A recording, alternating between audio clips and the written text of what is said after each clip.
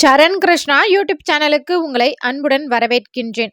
வரக்கூடிய மார்கழி மாத பௌர்ணமியில் குலதெய்வத்திற்கு இந்த ஒன்றை செய்ய மறக்காதீர்கள். அது என்ன செய்யணும், எப்படி செய்யணும் அப்படிங்கிறத பற்றி தான் இந்த வீடியோவில் தெளிவாக நம்ம பார்க்க போகிறோம். நம்ம சேனலில் உள்ள வீடியோவை ஃபர்ஸ்ட் டைம் நீங்கள் பார்க்குறீங்க அப்படின்னா மறக்காமல் நம்ம சேனலை சப்ஸ்கிரைப் பண்ணி வச்சுக்கோங்க.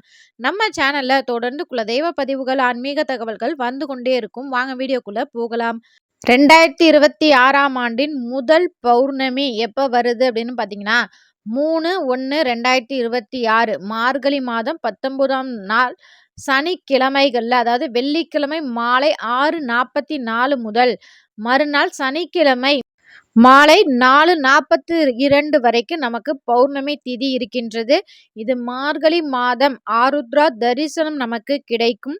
திருவாதிரை நட்சத்திரம் சனிக்கிழமை மாலை 6:56 வரைக்கும் நமக்கு திருவாதிரை நட்சத்திரம் இருக்கின்றது. இந்த நாள் முழுவதும் சித்த யோகம் நமக்கு இருக்கின்றது. நம்ம பௌர்ணமி அப்படின்னாலே குலதெய்வத்திற்கு ரொம்ப ரொம்ப ரொம்ப உகந்த நாள். நீங்க 2 நாட்கள்ல உங்களுக்கு எந்த நாள் தோதுவாக இருக்கின்றதோ அந்த நாட்கள்ல வழிபாடு செய்யலாம். 1 வெள்ளிக்கிழமை 6:45 மணிக்கு மேல, அதாவது 7 மணியிலிருந்து 8 மணி இல்லை 9 மணி வரைக்குமே நமக்கு பௌர்ணமி திதி நிறைவாக இருக்கின்றது. அந்த நேரத்துல நீங்க உங்க குலதெய்வத்தை தாராளமாக வழிபாடு செய்யலாம். அல்லது மறுநாள் சனிக்கிழமை நீங்க நல்ல நேரம் எப்போ வருது அப்படின்னு பார்த்தீங்கன்னா 7:30 மணி முதல் 8:30 மணி வரைக்கும் அந்த நேரத்தில் நீங்கள் குலதெய்வ வழிபாடு செய்யலாம். அல்லது 10:30 மணிலேருந்து 11:30 மணி வரைக்கும் பகல் நேரத்தில், இந்த நேரத்தில் நீங்கள் வழிபாடு செய்யலாம். 2 நேரங்களை நீங்கள் தவிர்க்கணும். அது என்ன நேரம் அப்படின்னு பார்த்தீங்கன்னா சனிக்கிழமை காலை 9 மணி முதல் 10 மணி வரைக்கும் ராகு காலம் இருக்கின்றது. அந்த நேரத்தை தவிர்த்து கொள்ளுங்கள். 1:30 மணி முதல் மதியம் 1:30 மணி முதல் 3 மணி வரைக்கும் நமக்கு யமகண்டம் இருக்கின்றது. இந்த 2 நேரங்களை மட்டும் நம்ம குலதெய்வ வழிபாடு வீட்டில் செய்ய வேண்டாம். இப்போ குலதெய்வத்தை எப்படி வீட்டில் வழிபாடு செய்யணும், அதுவும் பௌர்ணமியில் அப்படிங்கிறது நம்ம சேனலில் தொடர்ந்து பார்க்குறவங்க எல்லாத்துக்குமே தெரிஞ்சிருக்கும். தெரியாதவர்களுக்கு ஒரு சிம்பிளாக சொல்லிடுறோம். முதல் நாளே உங்கள் வீடு முழுவதும் சுத்தம் பண்ணிவிட்டு உங்கள் குலதெய்வ படத்தை ஒரு மணப்பலகை வைத்து அது மேலே உங்கள் குலதெய்வ படம் வச்சு வாசனை மலர்களால் மாலை சூட்டி தாமரை மலர்கள் வைப்பது ரொம்பவே சிறப்பு. தாமரை மலர் ஒரு மலர் கிடைச்சாலும் பரவாயில்ல, அந்த ஒரு மலராவது நம்ம குலதெய்வத்திற்கு சாற்றி நம்ம பூஜை அறையை எப்படி சுத்தமாக வச்சுருக்கோமோ அதே அளவுக்கு நிலைவாசலையும் நல்ல மஞ்சள் தண்ணி போட்டு தொடச்சி மஞ்சள் பூசி குங்குமம் பொட்டு வச்சு மாக்கோலமிட்டு நிலைவாசலில் 2 தீபம் ஏற்றணும். அது மட்டும் இல்லாமல் பூஜை அறையில் நம்ம சுவாமி படம் வைப்போம் பார்த்தீங்களா, அந்த மணப்பலகையில் சஸ்டிக் சிம்பிள் வரைகிறது ரொம்ப சிறப்பு. அல்லது தாமரை மலர்கள் வரைந்து அதன் மேலே நம்ம குலதெய்வ படம் வைப்பது ரொம்ப ரொம்ப நல்லது. படம் அல்லாதவர்கள் கலசம் வைத்தும் வழிபாடு செய்யலாம். வாசனை மலர்கள்லாம் சுவாமிக்கு சூட்டிய பிறகு முதல்ல தலைவாசல்ல 2 தீபம் ஏற்றணும். அடுத்தது உங்கள் பூஜை அறையில் அன்றாடம் உங்கள் பூஜை அறையில் எத்தனை விளக்கு ஏற்றுவீங்களோ அத்தனை விளக்கு ஏற்றிக்கோங்க. பூஜை அறையில் நீங்கள் மணப்பலகை வச்சு அது மேலே சுவாமி படம் வச்சுருக்கீங்க பார்த்தீங்களா, அது 2 பக்கம் மட்டும் குத்து விளக்கு 5 முகமும் குத்து விளக்கு ஏற்றுவது ரொம்ப சிறப்பு.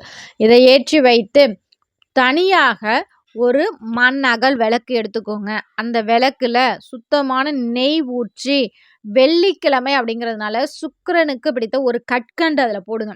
வெள்ளிக்கிழமை நீங்கள் செஞ்சீங்கன்னா கற்கண்டு அதில் போடுங்க. சனிக்கிழமை நீங்கள் இந்த பூஜை செய்ய போகிறீங்க அப்படின்னா கற்கண்டு தேவையில்ல. அந்த விளக்குல இழுப்பெண்ணெய் ஊற்றி மஞ்சள் வண்ண திரி போட்டு ஏற்றுங்கள்.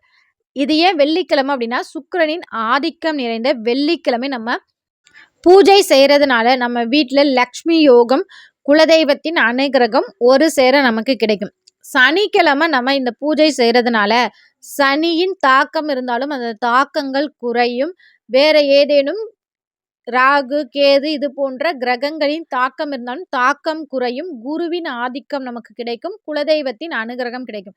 இந்த 2 நாளும் பூஜை செய்யலாமா அப்படின்னு கேட்டிங்கன்னா வெள்ளிக்கிழமை சாயங்காலம் பூஜை செஞ்சுட்டு சனிக்கிழமை திருப்பி ஏதாவது ஒரு சின்ன நெய்வேத்தியம் வைத்து சுவாமிக்கு தீப தூப ஆராதனை காமிச்சாலே போதும். கண்டிப்பாக உங்களுக்கு நல்ல பலன் கிடைக்கும். அதுலேயும் சனிக்கிழமை அதிகாலை பிரம்ம முகூர்த்தத்தில் நம்ம பௌர்ணமி பூஜை செய்வது ரொம்ப சிறப்பு. உங்களுக்கு எந்த நேரம் நல்லா இருக்கோ, உங்களுக்கு எந்த நேரம் உகந்தது, உங்களுக்கு எது வசதியாக இருக்கின்றதோ அந்த நேரத்தில் கட்டாயம் வழிபாடு செய்யுங்க. குலதெய்வத்திற்கே உரிய படையல் அப்படின்னாலே எல்லாருக்கும் தெரிந்ததான் பொங்கல் படையல். பானகம் வைக்கலாம், மாவிளக்கு ஏற்றலாம். இது அனைத்துமே நீங்கள் குலதெய்வத்திற்கு படைத்து ஃபஸ்ட்டு இது எல்லாத்தையும் படைக்கிறதுக்கு முன்னாடியே சுவாமி கிட்ட ஒரு துணி விரித்து உட்காந்துக்கோங்க. உட்காந்து 108 போற்றிகள் இந்த பௌர்ணமி திதி இருக்கும் நேரத்தில் 108 போற்றிகள் சொல்லுங்கள். நாணயங்களால் அர்ச்சனை பண்ணலாம், பூக்களால் அர்ச்சனை பண்ணலாம், அடுத்து குங்குமத்தால் அர்ச்சனை பண்ணலாம். உங்களுக்கு பெண் தெய்வம் அப்படின்னா நீங்கள் தாராளமாக குங்குமத்தில் அர்ச்சனை பண்ணலாம். ஆண் தெய்வம் அப்படின்னா விபூதி அல்லது சந்தனத்தால் உங்கள் குலதெய்வத்திற்கு அர்ச்சனை பண்ணுங்கள். இதை அர்ச்சனை பண்ணி முடிச்சுட்டு தலவாழை இலை விரித்து சுவாமிக்கு படையல் அனைத்தையும் எடுத்து வச்சு தீப தூப ஆராதனை காமிங்க. இந்த தூபம் போடும்போது கண்டிப்பாக இந்த கங்கு வச்சு சொல்லுவாங்க, கறிக்கட்டைகளை எரித்து இல்லை கொட்டாங்குச்சியை எரித்து கங்கு போடுவாங்க, பால் சாம்பிராணி போட்டு. அது போன்று தூபம் போடுவது ரொம்பவே சிறப்பு.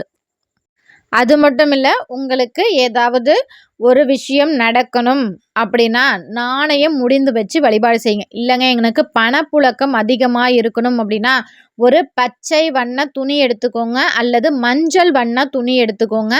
அதில் ஒரு பச்சை கற்பூரம், ஒரு ஏலக்காய் வைத்து உங்கள் குலதெய்வ விபூதி இருந்துச்சுன்னா அந்த விபூதி ஒரு சிட்டிகை வச்சு ஒரு சின்ன முடிச்சாட்டம் கட்டி நீங்கள் பூஜை செய்கிறதுக்கு முன்னாடியே உங்கள் குலதெய்வத்தின் காலடியில் வச்சு உங்கள் பூஜையெல்லாம் முடிச்சுட்டு தீப தூப ஆராதனையெல்லாம் காமிச்ச பிறகு அந்த முடிச்சு எடுத்து அந்த தூபத்தில் ஒரு முறை காமிச்சிட்டு அதற்கு பிறகு நீங்கள் பணம் வைக்கும் இடத்தில் கண்டிப்பாக போய் வைங்க.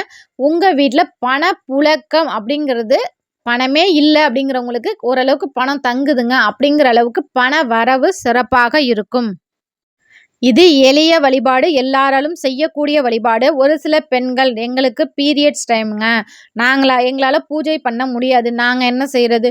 இந்த பௌர்ணமி திதி இருக்கும் நேரத்தில் குலதெய்வத்தை மனதார வழிபாடு செய்யலாம். என்ன செய்யணும் அப்படின்னு பார்த்தீங்கன்னா, உங்கள் குலதெய்வத்தின் நாமங்களை நீங்கள் உட்கார்ந்த இடத்துலையே உங்கள் குலதெய்வத்தின் நாமங்களை 108 முறை எழுதுவது, 108 முறை சொல்லுவது.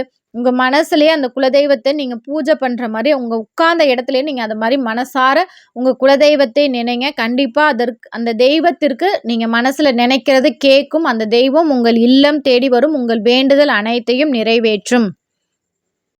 இது சின்ன சின்ன எளிய விஷயங்கள் தான். குலதெய்வ கோவிலுக்கு போக முடியும் அப்படின்னு நினைக்கிறவங்க தாராளமாக போங்க. பௌர்ணமியில் குலதெய்வ எல்லையில் நிற்கிறது ரொம்ப ரொம்ப நல்லது. உங்களால் குலதெய்வ கோவிலுக்கு செல்ல முடியும் அப்படின்னா தாராளமாக போங்க. இது சின்ன வழிபாடு தான், எல்லாராலும் செய்யக்கூடிய வழிபாடு. செஞ்சு பாருங்கள், நிறைய பலன்கள் கிடைக்கும்.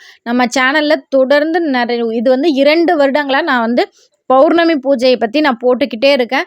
அதை பார்த்து பலரும் செய்து நல்ல பலன்களை பெற்று வருகிறார்கள். எனக்கு அதை பார்க்கும்போது எனக்கு ரொம்பவே சந்தோஷமாக இருக்குது.